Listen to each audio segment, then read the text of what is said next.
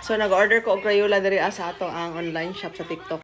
Inani ang iyahang sudlanan. Oh, pagkabongga. 36 ako akong ipili. Naslay pa kapinta na nato. Hello! Excited ko. Inani ang dagway mga mi. Dayon. Naslay pa kapin nga. Wow! OMG, thank you, seller. Ano yung nani? So, kanina Crayola kay ibuka iko ano mo ni sa wall, mapapa na daw siya. So, this is the moment of truth. Ay, ato ang i-try. Nangita man jud ko og Crayola nga kalihawan sa mga bata, dili dali mabali. Ato siya i-try ha. So excited. Ah! Mataod rin siya. May nani yung dagmay. Diba? So, di siya mabali.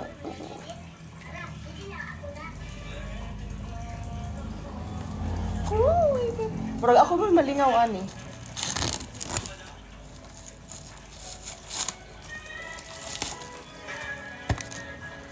Hala?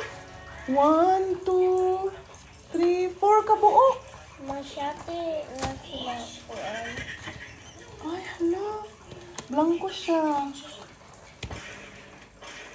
So,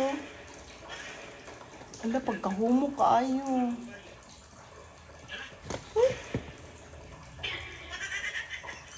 Masyate na sila mga I-follow up dito, i-follow up. Maghulat lang ta. Hindi siya mapapa din na no, over sa gayo. Ato i-try sa wall. OMG, I'm so afraid. Ato naman na yung wipes.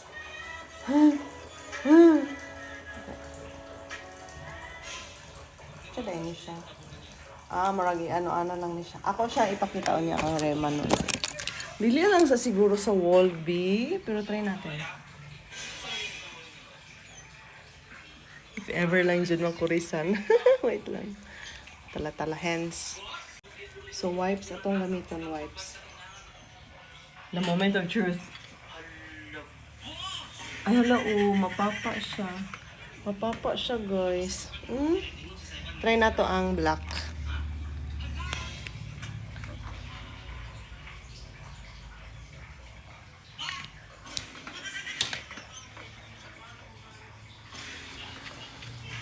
Ay, bongga.